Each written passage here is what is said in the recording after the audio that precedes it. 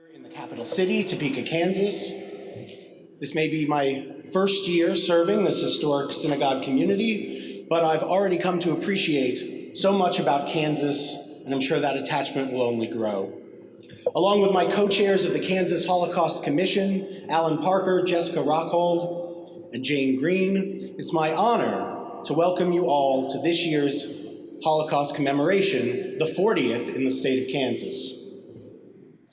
I'd especially like to thank the other members of the commission, whose names can be found in your program, and our many Kansas clergy, legislators, and judges, including my own congregant, Judge Rosen, for their participation in today's commemoration. And I would like to thank Governor Laura Kelly for your longtime support and your participation in the Holocaust commemoration. The Holocaust stands out in the evils committed by humanity. The Nazis, for the first time in human history, tried to genocide, eradicate an entire people, the Jewish people, out of existence. They also killed millions of other people, including Roma, Sinti, LGBTQ people, those with physical or mental disabilities, and anyone who dissented against their tyranny. Our memory of the Holocaust, the Shoah, reminds us where hatred and incivility lead. Our gathering today is to remember those who suffered and perished, whose lives were stolen, but also to educate the next generation about the Holocaust, so they will know that together we will always resist bigotry and tyranny. As we turn our attention to today's proclamation, I'd like to thank Governor Laura Kelly once again for joining us. Governor Kelly grew up in a military family, and she credits that upbringing for teaching her the values of service, integrity, and accountability, characteristics that continue to inform how she leads our state. She's known for her commitment to working across the aisle to get things done for our communities, families, and businesses. As I mentioned before, Governor Kelly has been a stalwart supporter of this commemoration, first as a state senator and then as governor since 2019. Please help me welcome Governor Laura Kelly.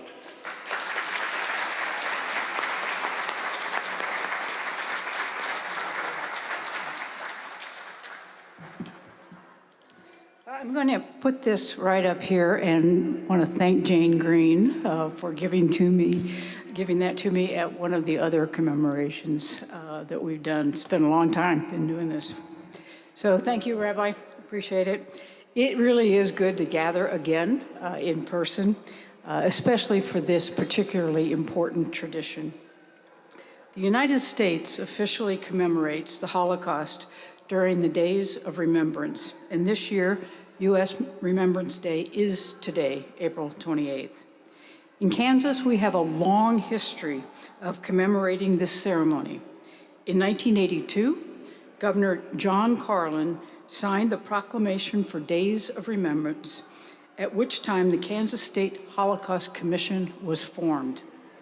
The commission's purpose was, and still is, to teach the history of the Holocaust, applying its lessons to counter indifference, intolerance, and genocide. Since its inception, every sitting governor of Kansas has attended or been represented in every annual State of Kansas Holocaust commemoration, and I'm honored to continue this tradition today. We recognize the Days of Remembrance every year in Kansas to remember and honor those who were killed during the Holocaust, including 6 million Jews and some 11 million more, including people with disabilities, Poles, Jehovah's Witnesses, members of the LGBTQ community. We do it to reassure the survivors and the descendants of the deceased that they and their loved ones are not forgotten, and to reflect on lessons learned, and to renew our commitment to stand up against bigotry, injustice, and hate. This ceremony not only obligates us to memorialize those who were killed during the Holocaust, but it also reminds us of the fragility of democracy and the need for Kansans to be vigilant in protecting democratic ideals. Although we've made a lot of progress, we still have a lot of work to do to fix the issues that divide us. Unfortunately, the past couple of years has magnified this need. The Anti-Defamation League's most recent audit of anti-Semitic incidents in the United States recorded more than 2,100 acts of assault, vandalism, and harassment, an increase of 12% over the previous year. This is the highest level of anti-Semitic incidents since the Defamation League began tracking in 1979. Without a doubt, our fight against hatred and discrimination is more important than ever. As governor, I have made it clear that there is no place for hate in our great state. That's why today's proclamation is not just a gesture, it is a call for action, a plea for all Kansans to promote acceptance, inclusion, and respect for one another. Before I sign the proclamation, I want to recognize the Kansas Holocaust Commission for its work educating Kansans about the Holocaust and urging all people to overcome prejudice and bigotry. Thanks to all of you who are here today. Kansas is made stronger when it embraces diversity, celebrates differences, and recognizes unique contributions.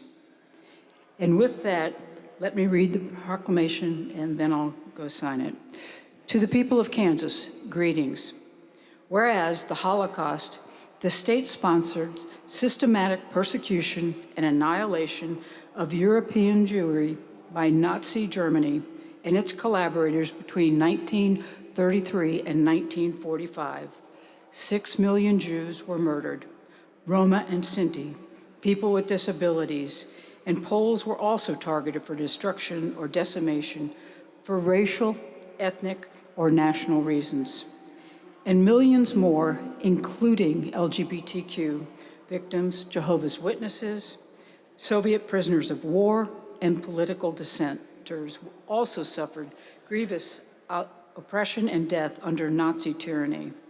And whereas the history of the Holocaust offers an opportunity to reflect on the moral and ethical responsibility of individuals, societies, and governments. Whereas the people of the state of Kansas should always remember the terrible events of the Holocaust and remain vigilant against hate, persecution, and tyranny. And whereas we, the people of the state of Kansas, should actively rededicate ourselves to the principles of individual freedom in a just society. And whereas the days of remembrance have been set aside for the people of the state of Kansas to remember the victims of the Holocaust, as well as to reflect on the need for respect for all peoples. Whereas, pursuant to an act of Congress, Public Law 96-388, October 7th, 1980, and the United States Holocaust Memorial Council designates the days of remembrance of the victims of the Holocaust to be Sunday, April 24th through Sunday, May 1st, 2022, including the Day of Remembrance known as Yom HaShoah, April 28th, 2022. Now, therefore, I, Laura Kelly, Governor of the state of Kansas, do hereby proclaim the week of April 24th through May 1st, 2022 as Days of Remembrance. In memory of the victims of the Holocaust and in honor of the survivors as well as the rescuers and liberators, and further proclaim that we, as citizens of the state of Kansas, should work to promote human dignity and confront hate whenever and wherever it occurs.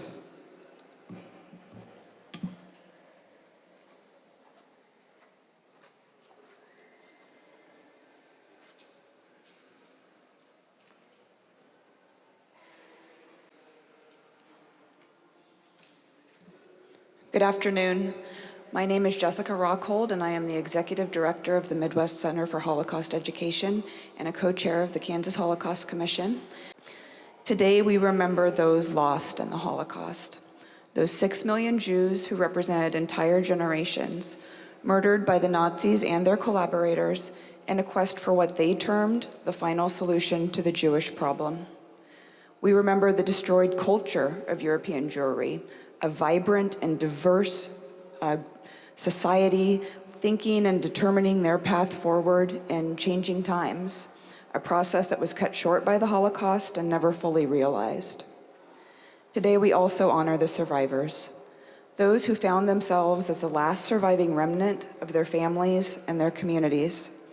We pay tribute to their resilience and their fortitude. They moved forward from profound loss to rebuild their lives and reconstitute their families as refugees in a new country. We are grateful for the legacy that they have provided to us, sharing their testimony for future generations, ensuring that Holocaust education is prioritized, institutionalizing remembrance in the form of commemorative ceremonies like our gathering today, and their greatest legacy, their children and their grandchildren.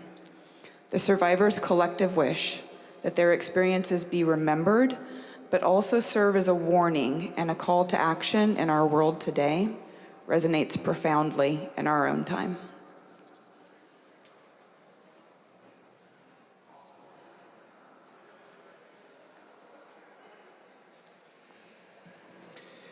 My name is Tobias Schlingen, Ziepen, and I was born in West Berlin in 1963.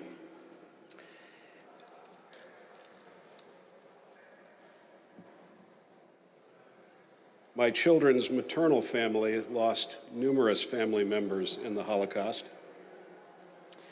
My grandfather was a confessing church pastor who had to sign a document that said that when the Endsieg was realized, the final victory, he would have to report to Dachau, quote unquote, for liquidation. And I spent my summers with my grandfather, and that would not have been possible without those men and women who liberated the camps and who prevented the Endsieg from happening. I'm very humbled to be with you here today. At this time, we pay tribute to our nation's veterans. We honor those whose service to our country, especially in times of war, is nearly impossible to appreciate adequately, especially by those of us who have never had to witness and confront the horrors many of them have witnessed and confronted on our behalf. How many veterans live with experiences too horrible to forget and therefore impossible to convey to those who were not there? Merely saying thank you is not enough. During this time each year, we invite veterans of our armed forces to stand so that we may publicly acknowledge and honor them. Please.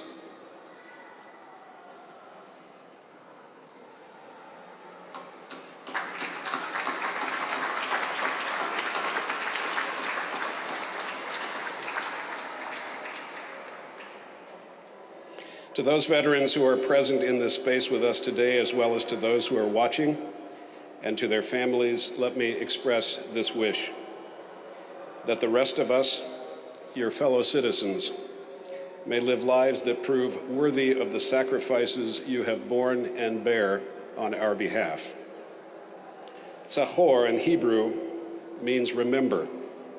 If we are to live into the peace we hopefully all seek, we must never forget the injustices of the past, and we must all vow to do much, much better. Thank you.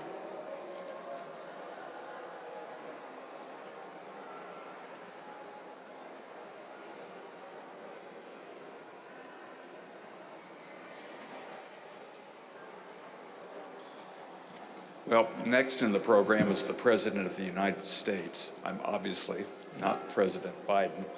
But before I begin my reading, I would like to offer this thought. My good friend, Barry Crawford, passed away this past month or within the last six weeks. And we were very close, and I knew him very well, and he was an original member of the Holocaust Commission and great contributor, and he'll be greatly missed. And what is so touching is that his wife, Christy, who is also a very good friend, has agreed to be a part of this ceremony. And welcome, Christy. Never shall I forget. Never shall I forget that night, the first night in camp that turned my life into one long night, 7 times sealed. Never shall I forget that smoke. Never shall I forget the small faces of the children whose bodies I saw transformed into smoke under a silent sky. Never shall I forget the flames that consumed my faith forever. Never shall I forget the nocturnal silence that deprived me for all eternity of the desire to live. Never shall I forget those moments that murdered my God and my soul and turned my dreams to ashes. Never shall I forget those things, even were I condemned to live as long as God himself. Never.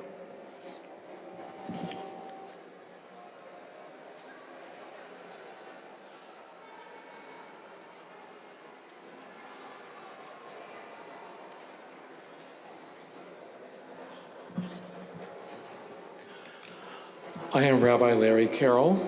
I was rabbi of Temple Beth Shalom here from 1984 to 2006, and a member of the Holocaust Commission appointed by Governor Hayden in 1987, and on the commission from then until 2006, and served as chairperson of the commission from 1995 to 2006. My wife Rhonda and I just moved back to Overland Park, or moved to Overland Park last June, and it's really an honor to be here, and I guess I have to say to be back. Probably haven't been in the Capitol for 16 years. I'll be singing something that probably was sung in past years at some point. Yesh Kochavim is a melody created by Cantor Jeff Klepper to the words of Chana Sanesh, a poet whose words Eli Eli you'll hear a little bit later.